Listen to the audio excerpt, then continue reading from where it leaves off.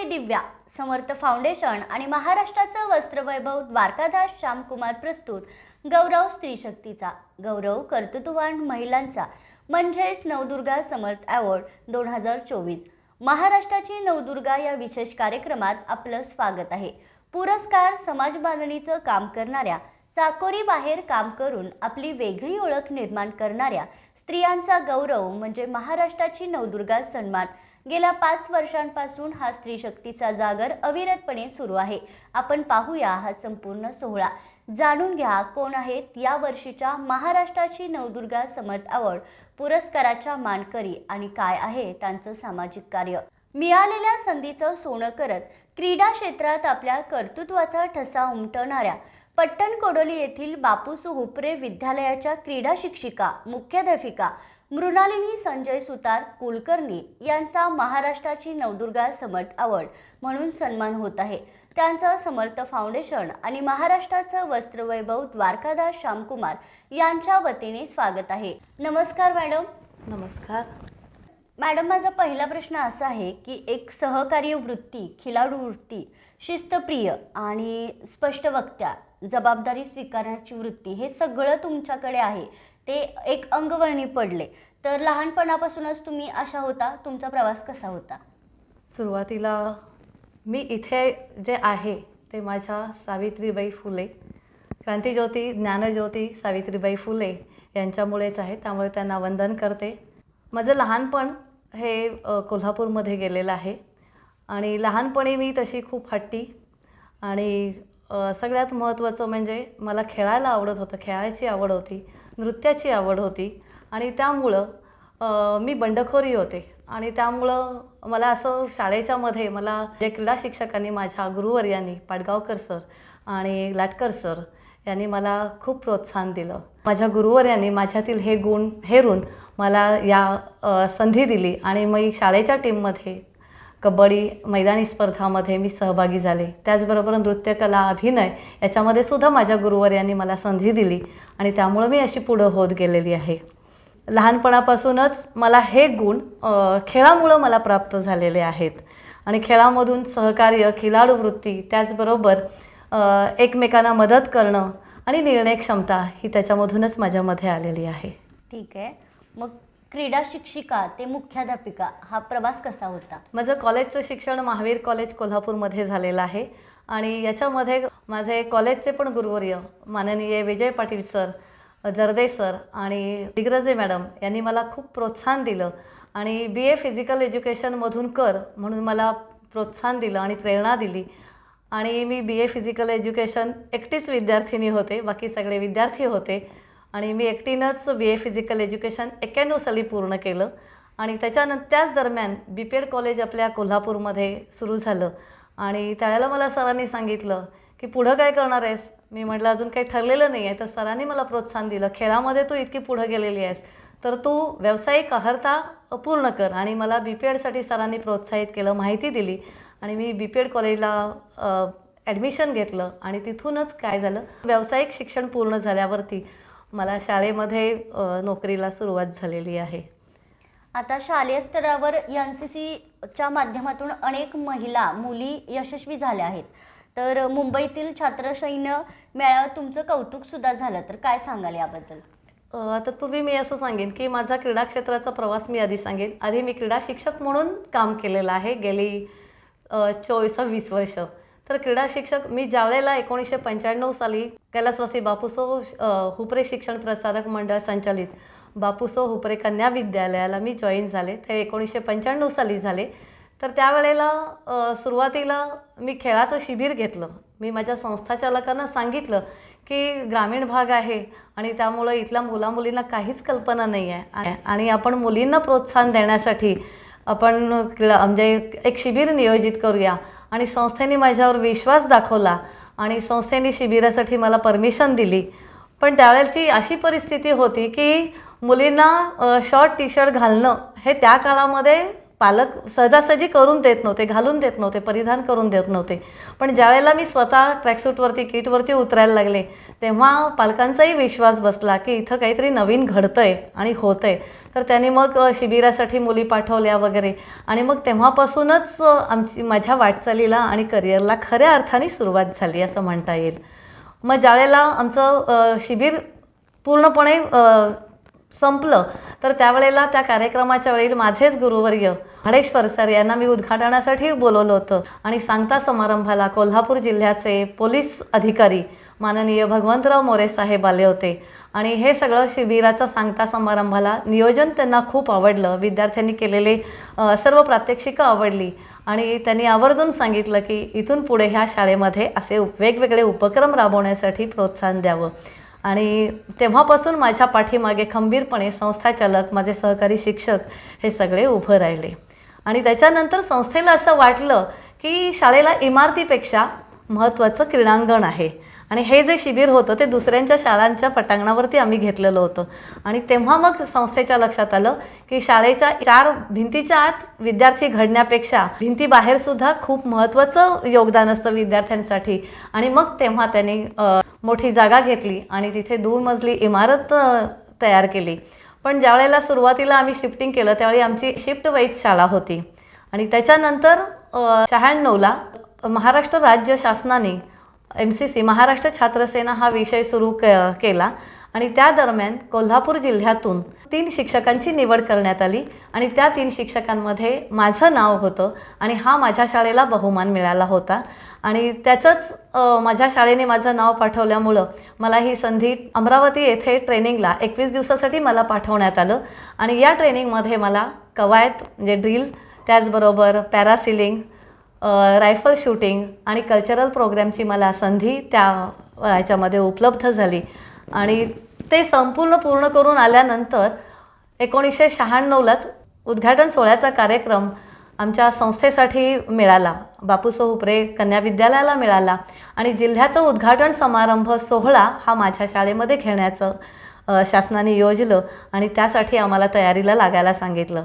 त्यावेळेला माझी शाळेची फक्त इमारत 1 मजल्याची झाली होती, शिफ्ट वाईज शाळा होती. पण ज्यावेळेला हा उद्घाटन सोहळा आमच्याकडे होणार असं कळल्यावरती लगेचच आमच्या शाळेच्या संस्थेच्या संचालकांनी आणि सर्व शिक्षकांनी तन मन धन एकत्र करून सगळेजणं शारीरिक कष्टाने सुद्धा माती आणि मुरूम मोडण्यासाठी मैदान तयार करण्यासाठी ग्रामस्थसुद्धा आमच्या शाळेला मदत करू लागले. विद्यार्थ्यांची मदत झाली आणि हा भव्य दिव्य मोठा सोहळा, उद्घाटन सोहळा माननीय जलसंधारण मंत्री, कृषी मंत्री शशिकांत सुतार साहेब यांच्या आणि जिल्ह्याचे प्रभारी अध्यक्ष माननीय बळीराम देसाई साहेब हे होते आणि यांच्या उपस्थितीमध्ये कलेक्टर साहेब, शिक्षण अधिकारी हे सगळेजण त्यांच्या उपस्थितीत हा उद्घाटन सोहळ्याचा कार्यक्रम पार पडला. आणि त्याच्यानंतरच 1996 साली छात्र चैतन्य मेळावा मुंबई दादर येथे शिवाजी पार्कमध्ये आयोजित करण्यात आला.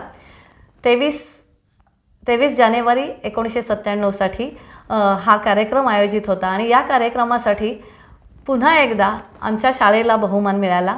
कोल्हापूर जिल्ह्यातून 40 जणांची टीम माझ्या शाळेची पाठवण्यात आली आणि त्याच्यामध्ये माझ्या 40 विद्यार्थिनी, माझे सहकारी शिक्षिका हलभावी मॅडम आणि आम्ही सगळेजणं मुंबई येथे गेलो. आणि याच्यामध्ये शाळेमधून ज्यावेळेला आम्हाला प्रतिनिधित्व मिळवलं त्याच वेळेला मी ठरवलं की तिथे जाऊन आपण काहीतरी वेगळं असं काहीतरी बनायचं आणि मुलींसाठी काहीतरी करायचं. आणि तिकडे गेल्यानंतर आम्हाला निवासाची वेगळी व्यवस्था होती. मी मुलींना एकच सांगितलं, आपल्याला संधी मिळाली तर त्याचं सोनं करायला पाहिजे. आणि माझ्या विद्यार्थिनीसुद्धा माझ्याबरोबर मेहनत घेत होत्या.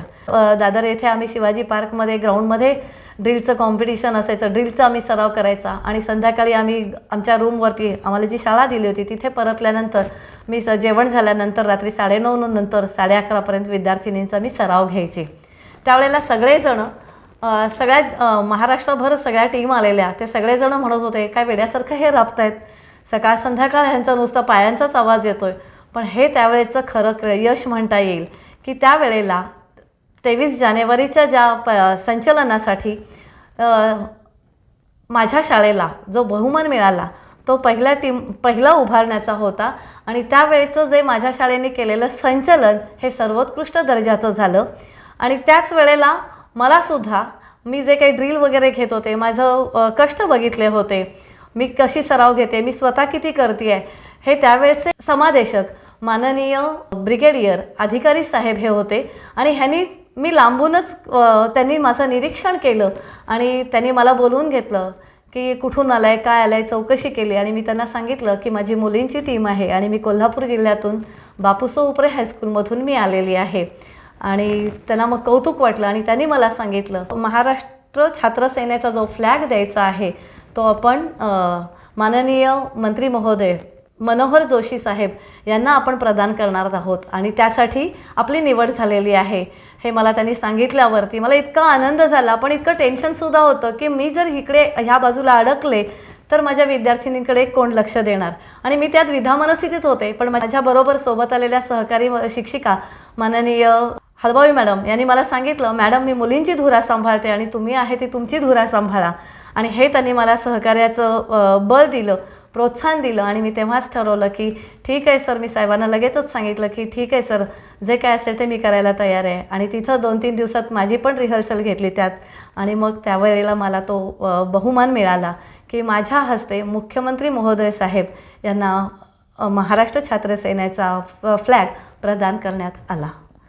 म्हणजे मुंबईच्या मेळाव्यामध्ये कौतुक सोहळा झाला. 40,000 विद्यार्थी होते आणि याच्यामध्ये आम्ही टॉप मोस्ट आम्ही होतो. आणि त्यावेळेला मंत्री महोदयांनी असं वक्तव्य केलं की या मुली आहेत हे सांगितल्यानंतर त्यांना खूप आश्चर्य वाटलं की यांचं आर्मीला सुद्धा मागे पडेल अशा आर्मीच्या लेवलचं यांचं संचलन आहे.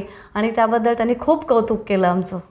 शाळेमध्ये मुलांना घडवलं जातं, पण हल्ली मोबाईलचं प्रमाण वाढले, टी व्हीचं प्रमाण वाढले, त्यामुळे मुलांचं अभ्यासाकडे दुर्लक्ष होतं. तर पालकांनी काय काळजी घ्यायला हवी? मी असं पालकांना सांगू इच्छिते की सध्या कोरोनाच्या काळानंतर मुलं मोबाईलच्या अधीन गेली. का गेली? तर शाळा सुरू नसताना ऑनलाईन शिक्षण सुरू झालं, कारण ती गरज होती त्यावेळची. आणि त्या पद्धतीनंच ऑनलाईन शिक्षण सुरू झालं. पण त्याच्यानंतर काय झालं की ऑनलाईन शिक्षण बंद झालं, पण मुलं मोबाईलच्याच अधीन गेलेली आहेत. पण याच्यावरती कंट्रोल करण्याचं काम शाळेबरोबर पालकांनी सुद्धा करायला पाहिजे होतं. खरं म्हणजे पालकांचं आणि विद्यार्थ्यांचं संवाद कौशल्य कमी कुठेतरी झालेलं आहे. हे कारण आहे. त्यांच्या भावनिकतेला वाव दिला जात नाही. त्यांच्या भावना समजून घ्यायला पाहिजेत, त्यांच्या गरजा समजून घ्यायला पाहिजेत. पण आता सध्या काय झालं की पालकवर्ग फक्त भौतिकच त्यांच्या गरजा पूर्ण करायला लागलेला आहे.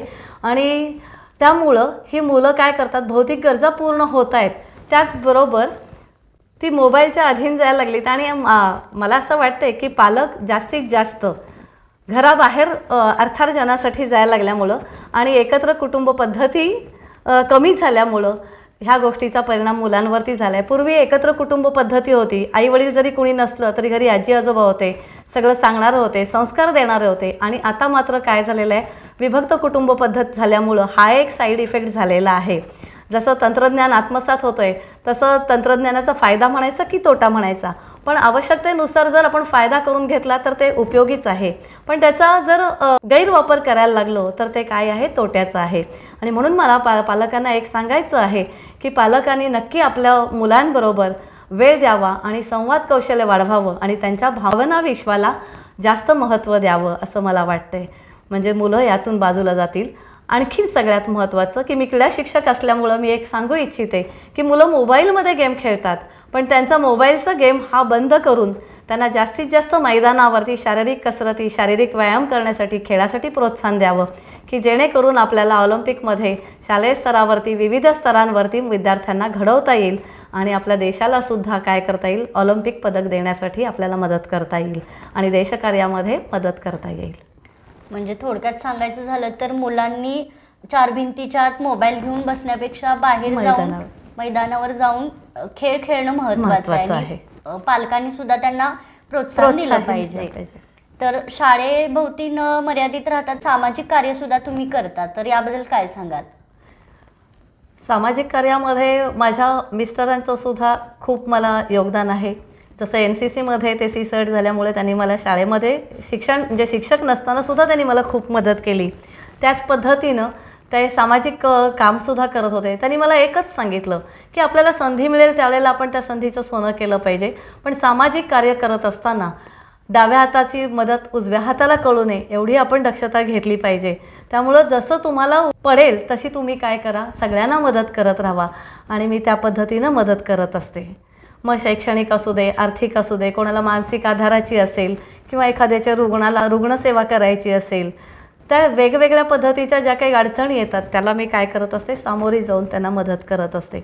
पण मी असं पर्टिक्युलर अमुक केलं आहे तमुक केलं आहे असं मी काही सांगू शकत नाही. मी जेवढी माझ्याकडनं करता येईल तेवढी मी जास्तीत जास्त मदत केलेली आहे. आणि एक सांगते की माझ्या या MCCच्या आणि शारीरिक शिक्षणच्या क्रीडा शिक्षकांमध्ये सुद्धा मला मदत खूप झालेली आहे. त्यावेळेला माझे जिल्हा समादेशक देसाई साहेब, कर्नल देसाई साहेब, तसेच तालुका समादेशक कुमार पाटील सर यांचीसुद्धा मदत झालेली आहे. क्रीडा क्षेत्रातील क्रीडा अधिकारी, क्रीडा शिक्षक यांचासुद्धा मला खूप मदत लाभलेली आहे. तर आता तुमच्या आयुष्यात सुखाच्या आठवणींचा एक साठा आहे, तर तो कोणता? सुखाचा साठा म्हटलं तर 1996 साली माननीय महोदय MCCच्या माध्यमातून माननीय महोदय मंत्री यांना जो फ्लॅग देण्याचा सन्मान मला मिळाला तोच माझा सुखाचा साठा आहे. आणि या सगळ्या गोष्टी करत असताना माझे कुटुंबीयसुद्धा माझ्यासोबत होते. कारण कसं आहे, तारेवरची कसरत असते. घर आणि संसार आणि आपल्या क्षेत्रामध्ये करिअर करायचं म्हटलं तर आपल्याला घरचा सपोर्ट लागतो आणि तो माझ्या मिस्टरांनी, संजय सुतारांनी मला खूप केलेला आहे. आता म्हणालात की घरचा सपोर्ट खूप महत्त्वाचा आहे, तर तुमच्या ह्या कार्याला घरचा सपोर्ट होता का? काय सांगाल? होता. कसा प्रवास होता हा? होता. मग शिक्षण म्हटलं की पुस्तक वाचण्याची आवड प्रत्येकाला असते, तर ते सोडून तुम्हाला आणखी कोणते छंद होते? मला फिरायला खूप आवडतं. मला निसर्गामध्ये रमायला खूप आवडतं. मला ॲडव्हेंचर्स काही गोष्टी करायला आवडतात. म्हणजे parasailing, paragliding, rock climbing, river crossing. मी ह्या सगळ्या कॉलेजमध्ये असताना मी ह्या सगळ्या गोष्टी केलेल्या आहेत.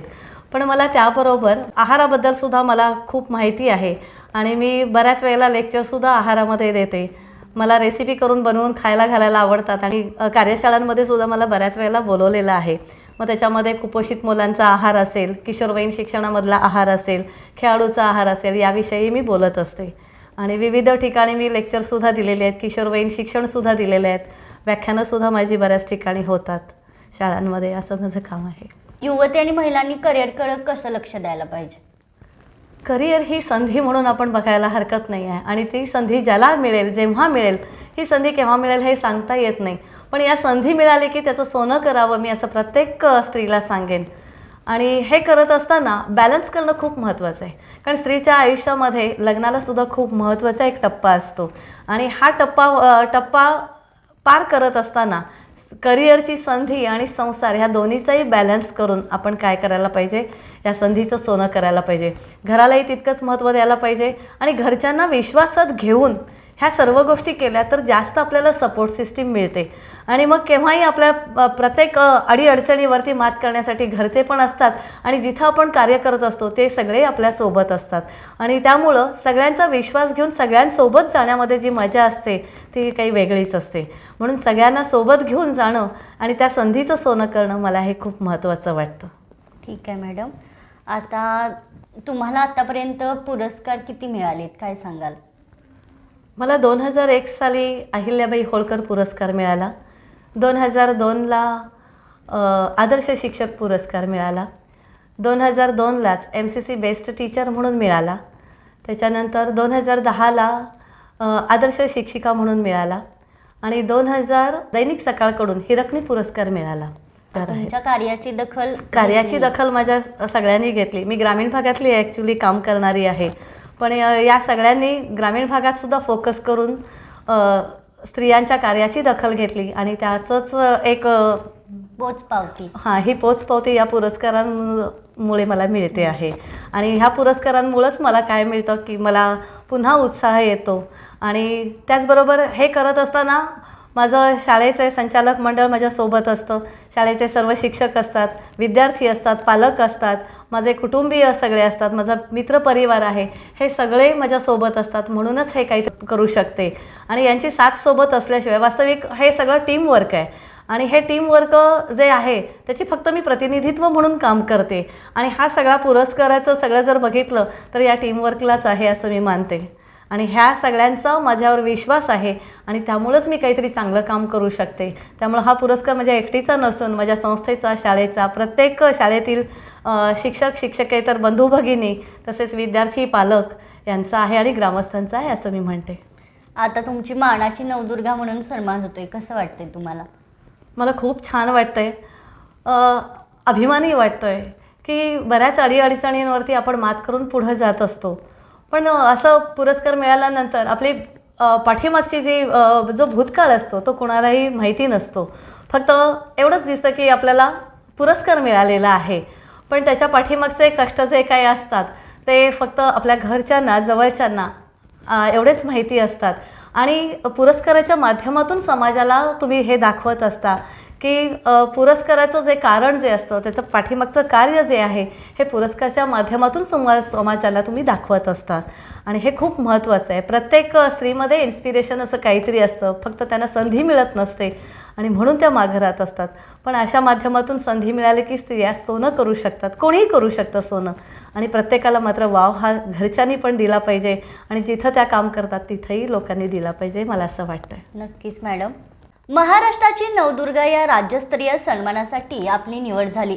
समर्थ फाउंडेशन आणि द्वारकादास श्यामकुमार यांच्या वतीने आपलं अभिनंदन. तुम्ही आमच्या स्टुडिओमध्ये आलात त्यासाठी खूप धन्यवाद. धन्यवाद मॅडम. घडीवर घडी खुली रेशमाची घडी, अंगभर ऋण झुण मखमाली साडी. घडीवर घडी खुली रेशमाची घडी, देखण्या रूपाची रंग वाढवते गोडी. निळ्या निळ्या नभावर चांदण्यांची खडी, झगमग उसळला लडीवर लडी. लाखामध्ये शोभणार मीच फुल झडी, घडीवर घडी खुली रेशमाची घडी. द्वारकादास श्यामकुमार, दुल्हन साडी, लेटेस्ट डिझायनर साड्या, कॅटलॉग कलेक्शन साड्या, काठा पदराच्या नवीनतम साड्या, डिजिटल प्रिंट साड्या, बनारसी शालू, पैठणी यासारख्या पारंपरिक साड्या, लग्न बस्त्यासाठी महाराष्ट्राचे प्रथम पसंतीचे नाव द्वारकादास श्यामकुमार, महाराष्ट्राचे वस्त्रवैभव, लक्ष्मी रोड, लक्ष्मीपुरी, कोल्हापूर. घडीवर घडी खुले रेशमाची घडी.